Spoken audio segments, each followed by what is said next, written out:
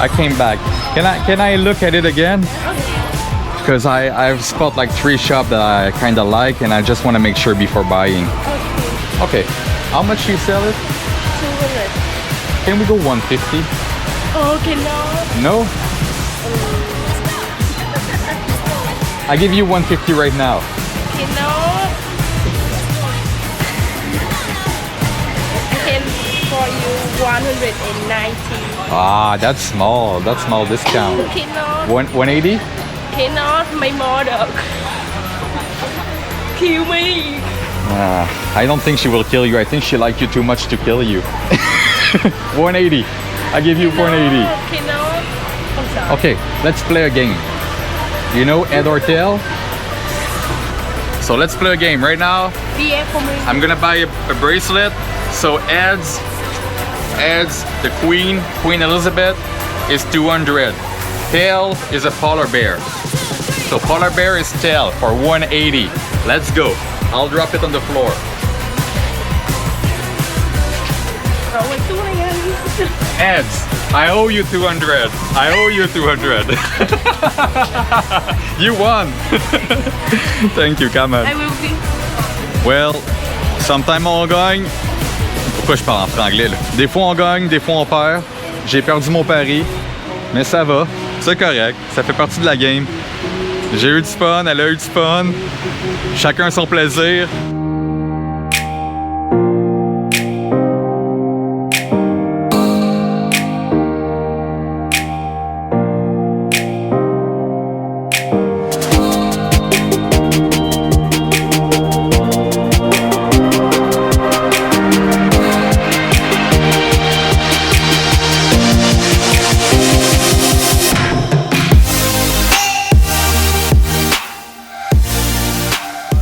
Ça fait maintenant 2 mois que je suis au Vietnam. Je suis présentement à Saigon et j'aimerais vous présenter le top 5 des choses que j'adore du Vietnam ainsi que les 5 choses que j'aime moins du Vietnam. Je vais le diviser en 2 parties, 2 vidéos différentes. Donc je vais commencer avec mon top 5 des choses que j'adore du Vietnam. La première chose que j'aime du Vietnam est le faible coût de la vie ici. Ici, mon pouvoir d'achat est beaucoup plus immense qu'en Amérique du Nord.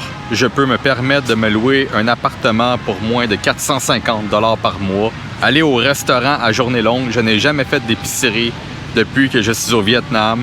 J'ai seulement acheté des choses dans les dépanneurs comme bouteilles d'eau, fruits, chocolat, chips, croustilles, peanuts, whatever, name it.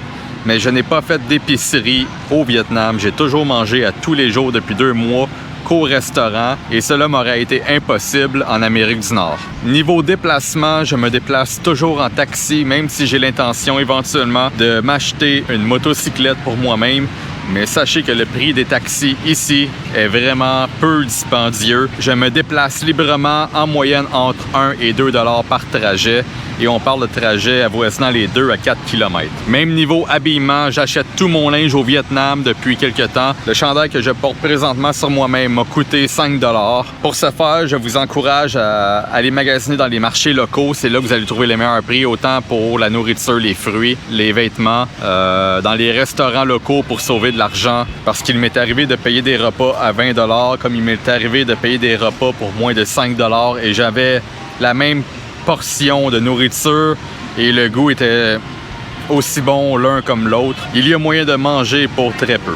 La deuxième chose que j'adore du Vietnam est la température.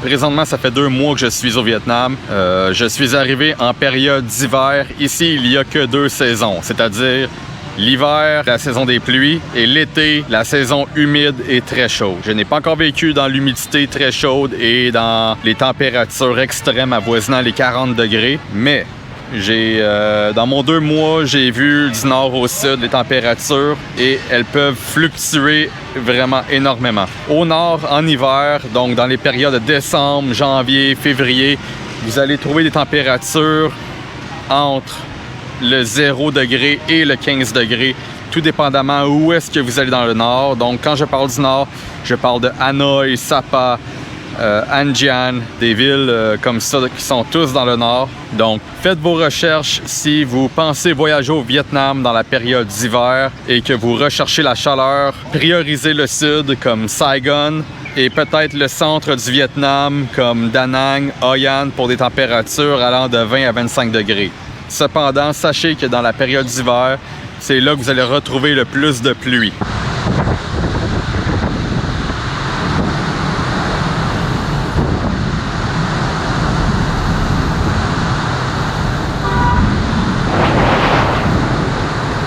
Ça fait 2 semaines que je suis à Saigon. Ça fait 2 semaines que j'ai eu très peu de pluie.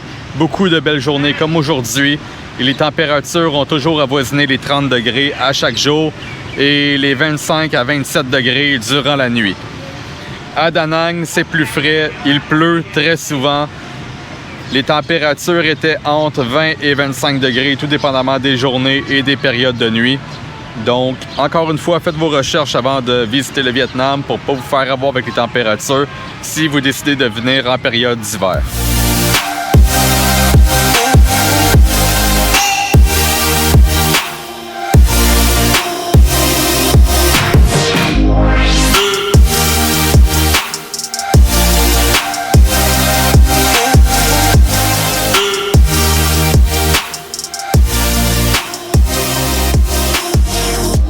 La troisième chose que j'adore du Vietnam est le fait que les gens sortent extrêmement beaucoup dehors ici.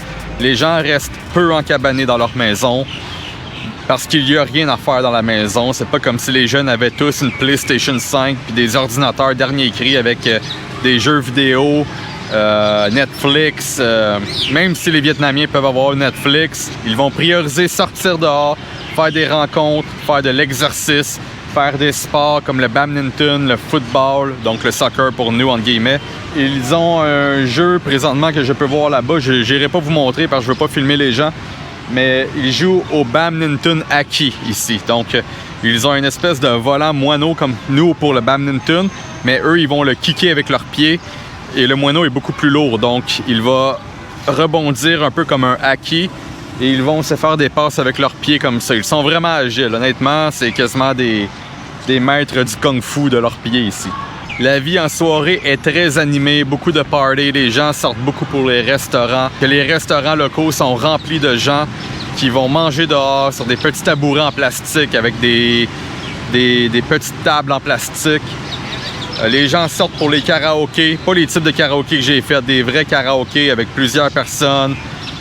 Ils sortent pour prendre de la bière. Les gens adorent boire ici. Ça démontre une vie un peu plus électrisante que l'Amérique du Nord en moyenne, où est-ce que nous, on est plus encabanés dans nos maisons avec nos gadgets électriques.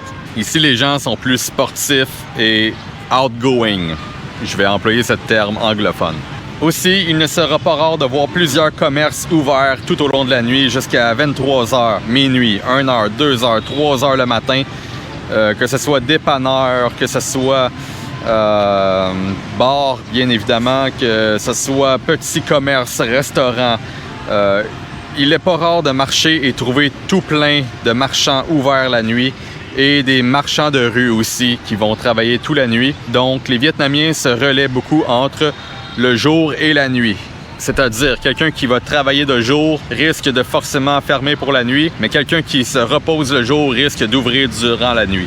Donc, il y en a vraiment pour tous les goûts. Vous pouvez sortir à tout moment de la journée et trouver quelque chose qui va vous convenir. Et puisque les gens sortent énormément dehors à l'extérieur, les gens sont curieux de nature, ils sont souriants de nature, il ne sera pas rare de faire des rencontres. Aujourd'hui même, j'ai rencontré une nouvelle personne de 28 ans avec qui j'ai pu échanger sur mon parcours. Il a échangé sur son parcours et nous avons réalisé que nos parcours se ressemblent énormément et que nous étions probablement beaucoup plus près l'un de l'autre sans même se connaître. Donc, il fut vraiment plaisant d'échanger avec un étranger pour la première fois et nous avons gardé contact ensemble. Il n'est pas rare ici de rencontrer des gens et de garder contact avec ces gens et ce ne sera pas des contacts faux que j'appellerais, c'est-à-dire des gens qui vont vous demander de l'argent sournoisement ou vous demander des services par rapport. Faites confiance à votre jugement. Jugez les gens selon votre jugement à vous. Je crois que mon jugement est très souvent bon. Donc, souvent les gens que je crois qui veulent profiter de ma personne, je ne leur partagerai pas mes informations. Mais pour des types de personnes comme le Vietnamien que j'ai rencontré aujourd'hui, ça me fait plaisir d'échanger ma messagerie et de pouvoir communiquer avec lui dans le futur s'il décide de venir dans mon coin ou si je retourne à Saigon un jour. Mon point numéro 4 que j'adore au Vietnam sont les paysages époustouflants. Du nord au sud, vous allez remarquer que les paysages changent énormément. Dans le sud, le temps, comme je vous ai déjà dit, est très chaud, très humide, beaucoup de parcs, beaucoup de centre-ville. Donc, beaucoup de voitures sur les routes, beaucoup d'animations dans les rues, dans les restaurants, la nuit, beaucoup de parties. Une ambiance beaucoup plus électrique et festive. Dans le sud, il y a une ambiance beaucoup plus de plage, de gens, encore une fois, qui vont à l'extérieur, de party. Et dans le nord, c'est une ambiance beaucoup plus décontractée, où est-ce qu'il fait un peu plus froid. Les gens aiment aller prendre des cafés. Ça, c'est vrai partout dans le Vietnam, mais j'ai remarqué que dans le nord, les gens sont un peu plus décontractés, moins festifs. Ils vont aller dans les restaurants, les petits bars, les cafés. Ils vont grimper les montagnes, faire du trekking. Donc, le nord est un endroit beaucoup plus frais et montagneux, tandis que le sud est un endroit avec plus de vibrations côté tourisme, côté locaux qui sortent dehors pour faire le party.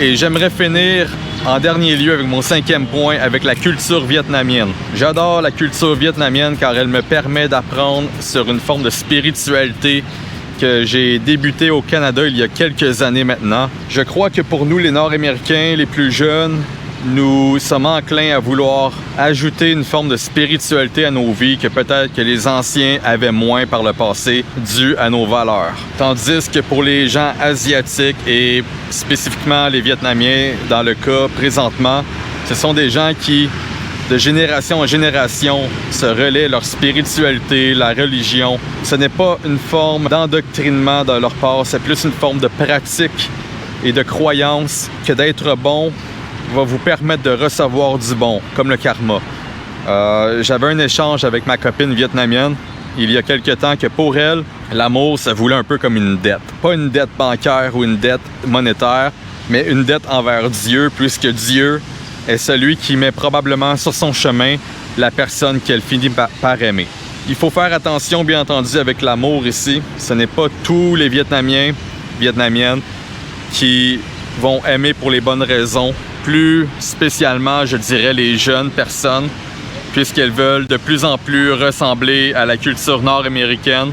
Et nous avons de plus en plus d'influence sur eux. Donc, il faut faire attention à voir si les gens sont là pour votre argent ou pour votre bien-être. Et la personne que j'ai trouvée jusqu'à présent me démontre qu'elle est là pour mon bien-être. Donc, elle m'expliquait que pour elle, l'amour est une forme de dette envers Dieu, puisque Dieu est probablement la personne qui lui a permis que j'atterrisse sur son chemin à elle, et elle est prête à se dévouer pour ma personne si elle croit que je suis sérieux envers elle. Si vous êtes des gens qui sont sérieux envers l'amour, que vous recherchez une partenaire de vie, sachez que le Vietnam peut être une place qui vous permettra de rencontrer des gens qui ont la main sur le cœur et qui veulent votre bien au final. Faites juste attention à ne pas rencontrer des gens qui sont jaloux, possessifs et qui ne regardent que votre portefeuille, ce que vous dépensez. Mais comprenez aussi qu'il y a une énorme différence entre la culture vietnamienne et la culture nord-américaine, et je l'ai vite remarqué avec ma copine.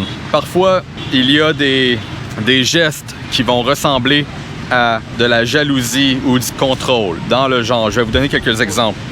Il y a des matins que ma copine me textait à savoir qu'est-ce que j'avais déjeuné exactement. Et elle, pas qu'elle me critiquait, mais elle me disait de faire attention sur ce que je mangeais pour être en forme.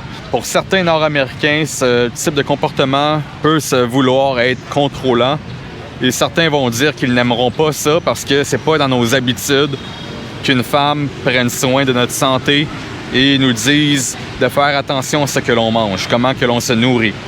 Même le nombre d'heures que je peux dormir, l'heure à laquelle je dors. Par contre, pour moi, il est important de montrer aussi ma culture nord-américaine et de lui faire comprendre que dans notre culture, on se dit très peu quoi manger, quand dormir, quand faire les choses, puisque cela s'apparente plus à du contrôle que de l'amour. Je comprends que pour elle, c'est une forme d'amour envers mon être, car elle veut que je sois en santé et que je sois à ses côtés le plus longtemps possible. Et elle comprend maintenant que je n'ai pas besoin d'une maman vietnamienne pour réguler ce que je mange, quand je dors, etc.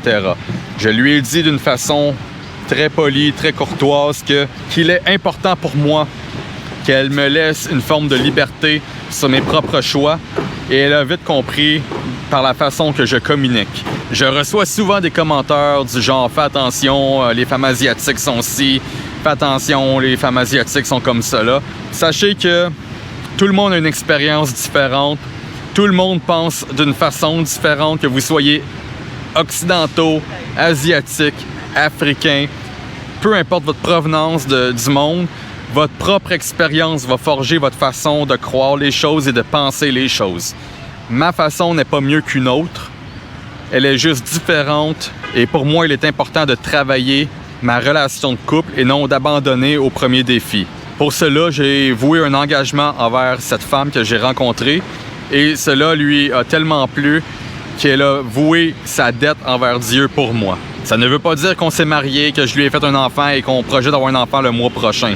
Cela veut juste dire que nous allons travailler dans le même sens pour fructifier notre couple vers le bon sens. Et lorsqu'il y aura des défis et des challenges, ce sera à nous de travailler là-dessus et non aux autres d'en juger et d'être les juges des femmes asiatiques ou des hommes occidentaux. Sur ce, j'aimerais vous souhaiter une très bonne journée. Cela complète mon top 5 des choses que je préfère au Vietnam. Et on se retrouve pour la prochaine vidéo qui est les 5 choses que je déteste le plus au Vietnam. Ciao guys!